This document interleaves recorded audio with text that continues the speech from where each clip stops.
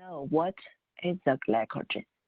Glycogen is a mobilized storage for glucose in animals. So we already know that, right? So glycogen is the polysaccharide, or we say the storage form of glucose in animals, right? So in plants, we know it's a starch. In animals, they glycogen. So the purpose to store glycogen is because glycogen can metabolize to glucose. And if you need to generate energy, so you need to have a glycolysis process, and the glycolysis process starts from glucose, right? So but glucose itself cannot be stored in the human body. So it can only be stored as a form of polymers. In animals, it's glycogen. The structure of glycogen. So glycogen is most glucose residues linked by a glycosidic bond.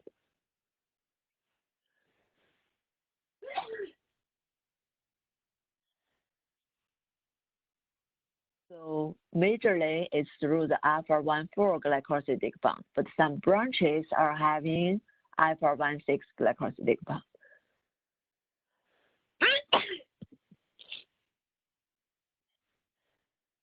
If you look at the structure for glycogen, right? So majorly the main chain is linked by the 1,4 glycosidic bond, but the branch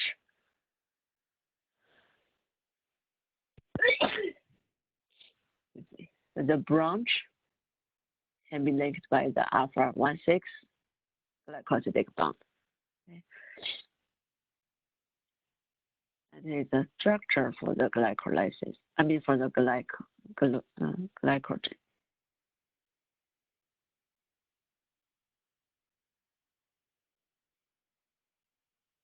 So here, just to do a comparison, right? So cellulose, which mostly is plants also.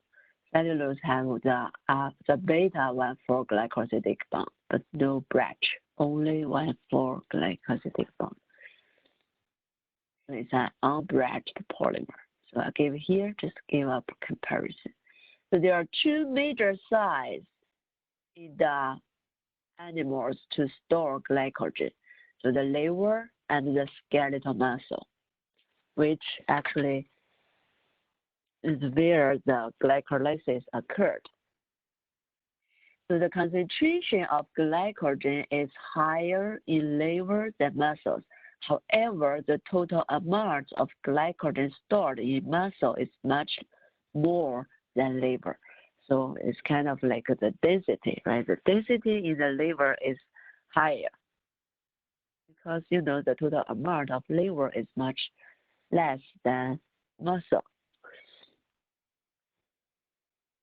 That relationship you have to understand. Like if the question asks you which site has a higher concentration of glycogen, okay, that should be liver. But which side has a larger amount to store glycogen? That should be muscle, right? So understand how the question asks you.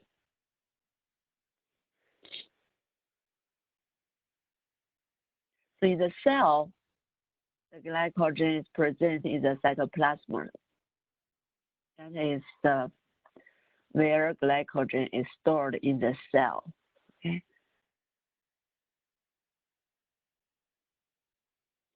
And majorly because the glycolysis occurred in the cytoplasm. So the glycogen synthesis and degradation are regulated in liver. The regulation site for the glycogen degradation and synthesis is liver. Okay. And in Biochem 2, you're going to study details how the glycogen metabolism is regulated. So in this class, we won't, discuss details.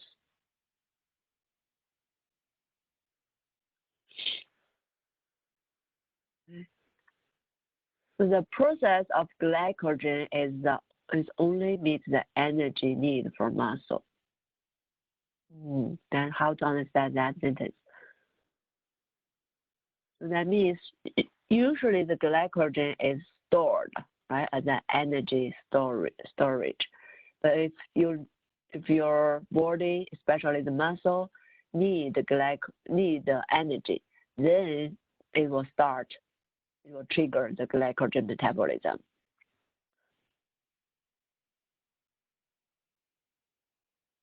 And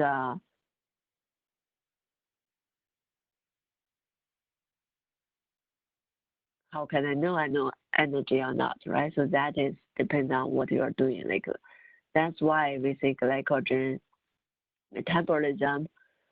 It's really it's really important when you're fasting or you are doing some exercise. You suddenly need more energy. So in that way, you need more glucose. So how can I generate glucose? Glycogen metabolism is one of the way. And the glycogen synthesis takes place when you have more glucose. So for example, you actually only need 10 grams of rice, but one day you eat 12 grams. So you got extra glucose, right? So those extra glucose can be stored as glycogen through the glycogen synthesis. Okay, so glycogen synthesis takes place when you have more glucose. Beyond the amount of glucose you have glycolysis, you get some extra glucose. Then you can store it. So, and the synthesis requires an active form of glucose. So if you look at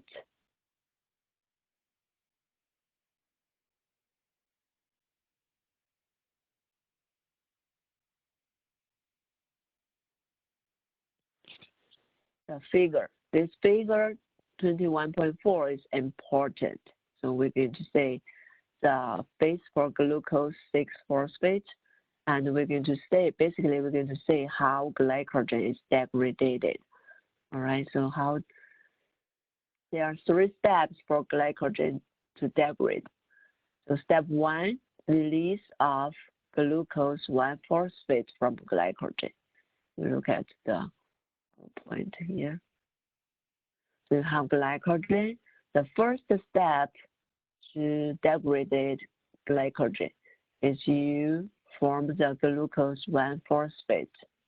Okay, and the enzyme is glycogen phosphorylase. So we release glucose 1-phosphate. Remember, this is also one product in the glycolysis. So the glucose 1-phosphate will further form a glucose 6-phosphate. So there are 3 phases for the glucose 6-phosphate. So this is a mutation, right? It's this is catalyzed by a mutate, so it's an isomerization. So from this glucose 6-phosphate, it will have 3 phases. That's very important.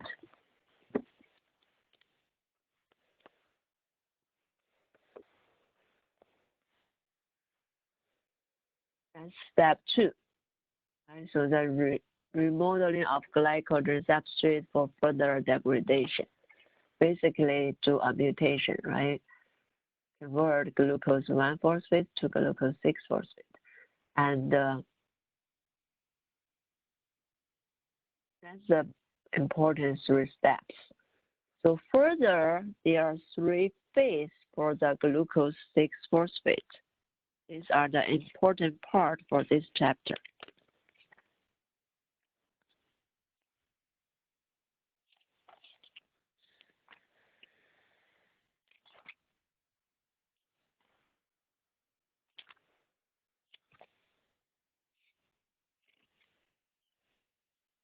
And sorry, actually, glucose 6-phosphate is the product of glycolysis, right? So that is your first. That is your first product. First step is the glycolysis. This glucose 6-phosphate comes from glycogen. So the glucose 6-phosphate, of course, it can enter the glycolysis because we know when glucose is phosphorylated to be glucose 6-phosphate, it will further goes to the glycolysis, and eventually it will generate pyruvate. Pyruvate then have another 3 phase, right? So that we already discussed before. Or the glucose 6-phosphate, especially in the liver, it can be converted to glucose or degraded to glucose through the gluconeogenesis, actually, right? So the liver through the glucose 6-phosphatase converted to be glucose and then released to the blood and used by other tissue. So the last phase is the pentose phosphate pathway. So the pentose phosphate pathway, actually, there is a explanation in chapter 16, the last part of chapter 16. We didn't discuss in details at that time. So if you're interested, you can go back and read that part. If not, it's fine. This will be discussed in Biochem 2 again when we talk about glycolysis. When we talk about glycogen metabolism, we will talk about the pentose pathway again. Okay, eventually it will be converted to ribose and NADPH. NADPH is another electron carrier, and it can be used to donate electrons for the biosynthesis. So we will, again, you will start that in Biochem 2. So what you need to know for this figure is the 3 steps for glycogen degradation and the 3 phase in general, right? The 3 phase for the glucose 6-phosphate and eventually what it will become. So that is what you need to know for the 3 steps of glycogen degradation.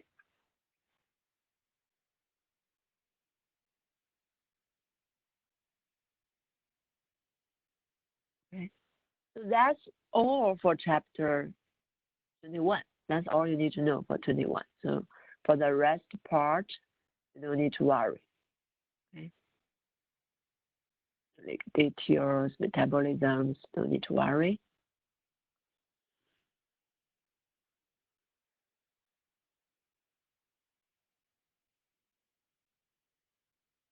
So next we will talk still a general introduction about the membrane and the lipids and the fatty acids.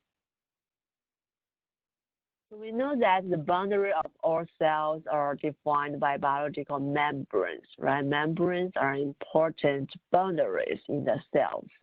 So in eukaryotic cells, the membranes usually contains the extramembrane or the internal membrane. So there are 2 layers for the membrane, right? So it has external or internal. But the membrane, so the selective permeable or permeability is an important property for membranes. You can select what kind of molecules or what kind of ions will pass through this membrane. So while the others cannot, they will be kept in their original position, right? So that actually we also mentioned when we talk about chapter 13, like the pumps, channels, right? So that is an important property for membrane, the selective permeability. Also, the membranes have the function of energy storage and the information transduction. So some membrane proteins, right? So they can transform message. They are messenger transductions.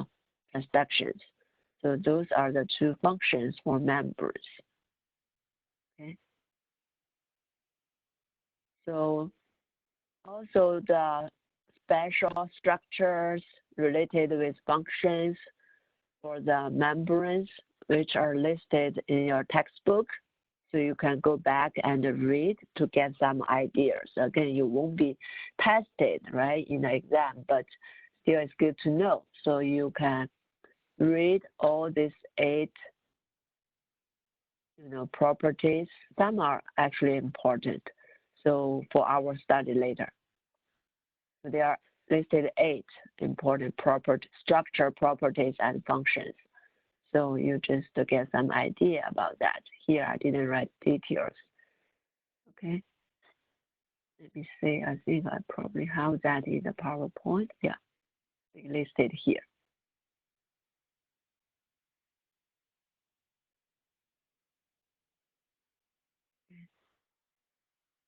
Especially I'm going to drag this out and talk about number 2. So the membranes are composed of lipids and proteins. So this also included some carbohydrates linked with these lipids and proteins. So that's why, each part, since we know membranes are important, right? So each components are also important. And actually, fatty acid is the most constituents in the lipids. So that's why we give you the introduction about membranes before we do fatty acid. All right, so here are more, like related with the charge. This is electrical polarized, right? So that is some important properties for membranes. So we say membranes, since membranes consist mainly of lipids and proteins, and of course there are some carbohydrates linked to the lipids and proteins.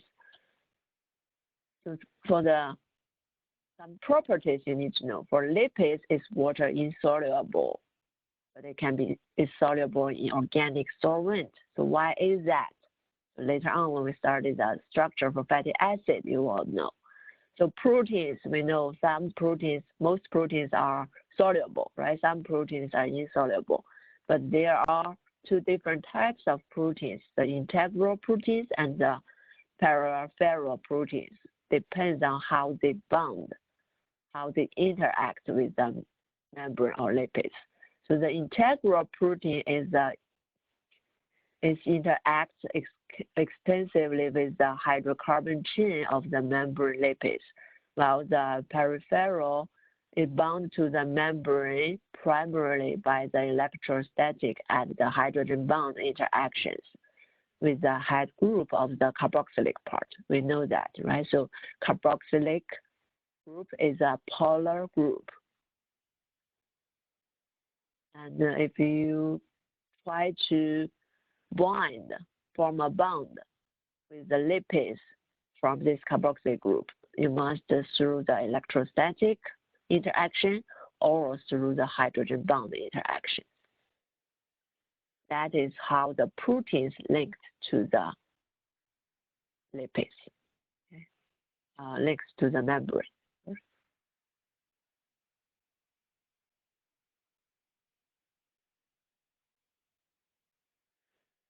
So, okay, we know that lipids and proteins are the major components for the membrane, as fatty acids are the key constituents for lipids.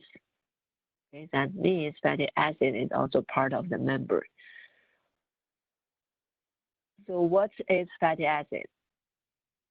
Fatty acid is a long hydrogen carbon chain and terminate with carboxylic acid group. So there are basically 2 parts for the fatty acid. The long hydrocarbon chain, or we call it a tail, a nonpolar tail, and a carboxylic acid group, we call it a polar head. So it's a tail and a head, right? So that constructs the fatty acid. And that makes fatty acid has special properties. So this long tail part is hydrophobic, while this carboxylic head, polar head, is a hydrophilic part. So it has a amphilic solubility property, right? And there are two different types of fatty acid based on the saturation of their hydrocarbon chain. If they are all saturated form, or the alkene form for the nonpolar tail, then it's a saturated chain. If they are unsaturated structure, like the double bond, or sometimes you have triple bond, then it's an unsaturated chain. So it's an unsaturated fatty acid. So here is a saturated fatty acid. Depends on whether the chain, the nonpolar chain, is saturated or unsaturated.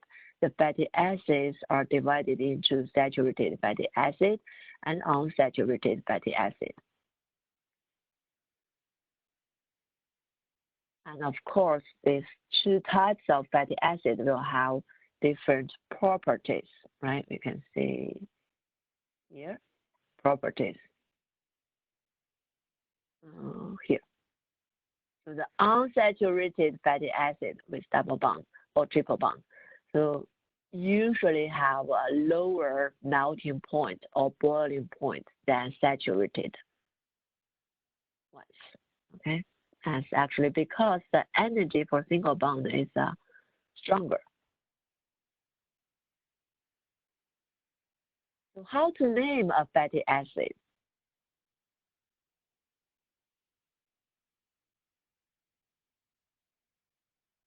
So the name of the fatty acid actually depends on the hydrocarbon chains, so which is derived from the name of the parent hydrocarbon by substitution of the OIC, for E. For example, if you have 18 carbon, so we know if you only have 18 carbon for the hydrocarbon molecule, it's called octadecane. But if it's in a fatty acid, it will be called octadecanoic acid, plus acid, right?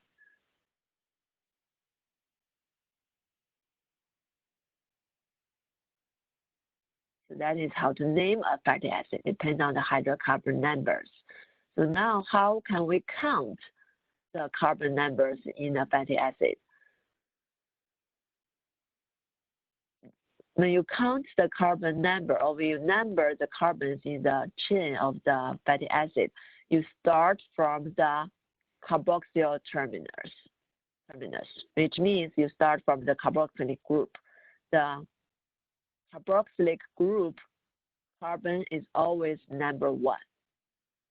Then the next carbon attached to this carboxylic group carbon is a alpha carbon, similar as when we name amino acid, right? So this carbon directly connects to the carboxylic group is your alpha carbon. Then the further one is called a beta.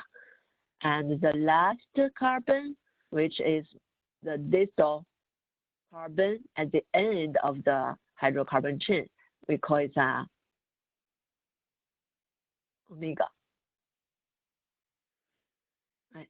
So that is how to name the carbons in the fatty acid, how to number these carbons in the fatty acid, that you need to know.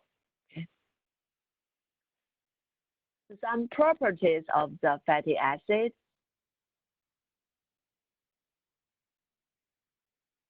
The properties of fatty acid majorly depends on the length of the hydrocarbon chain, how many carbons you have, and the degree of saturation. So we already said, right? Unsaturated fatty acid will have lower melting point and boiling point.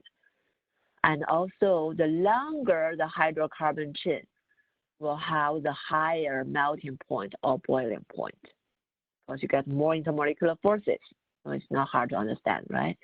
So it will give you higher melting point and boiling point.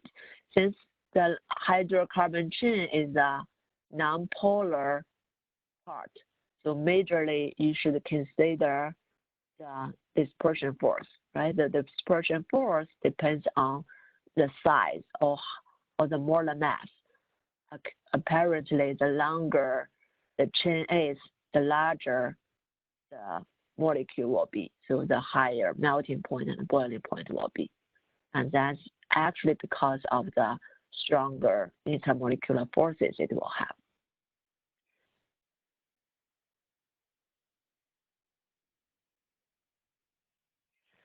So general information here, fatty acid in the biological system usually exist as even number of carbons.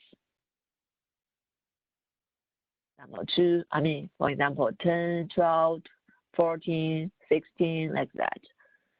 And later on in chapter 22, we will mention a little bit what happens if it's an odd number. So usually it exists in an even number, but there are some odd number fatty acid exist. So we will compare the difference, okay? So, and typically, the fatty acid in the biological system exists as 14 to 24 carbons.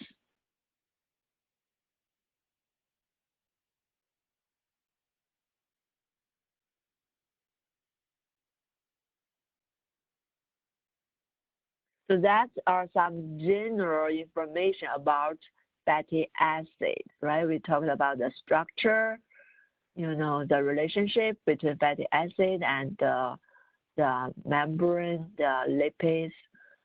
So we also talked about how to name the fatty acid, how to number the carbons in the fatty acid, and important is some properties of fatty acid. So now we entered this chapter 22. We're going to start talking about the fatty acid metabolism.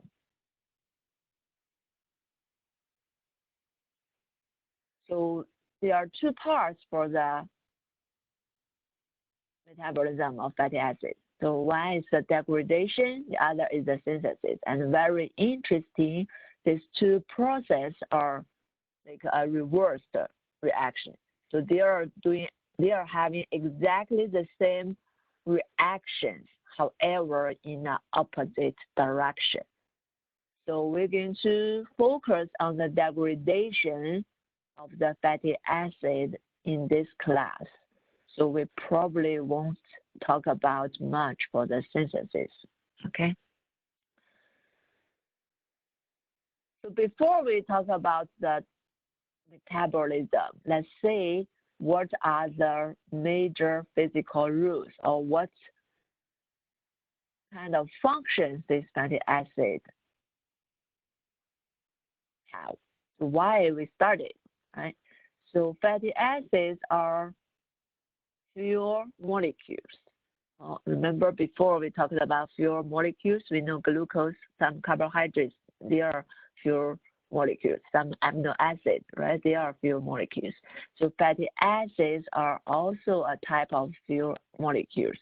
So they are stored as triacylglycerol.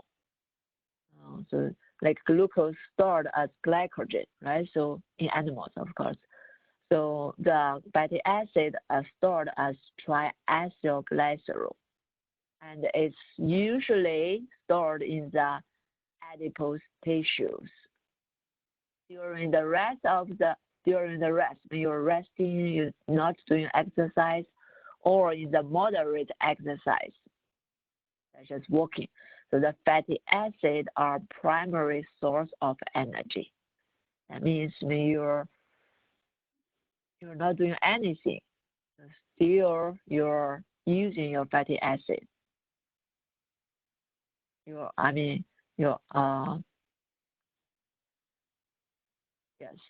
still get energy from fatty acid. So fatty acids that's the first rule. It's a pure molecule, right? And where it's located, then you need to know. So fatty acids are building blocks of phospholipids and glycolipids. As we already mentioned, right? It's a major constituents for the lipids. And these two types of lipids are important components for biological membranes. So as we introduced in chapter 12.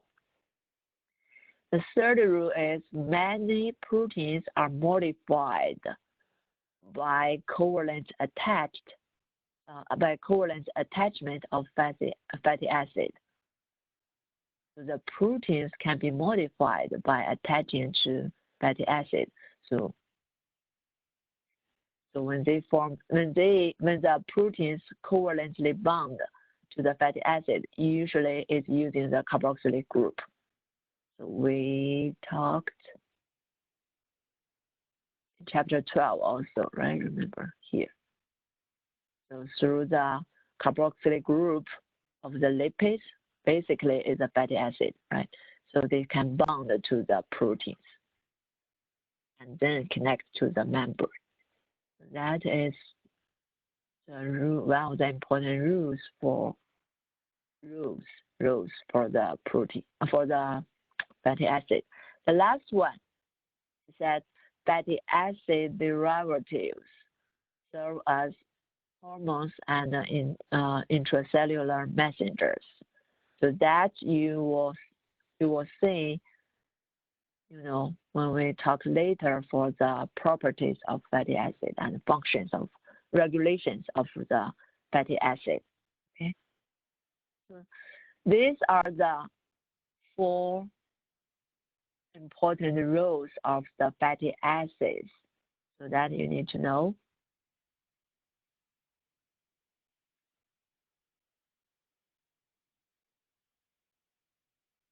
Now we're going to move on how the fatty acid degraded.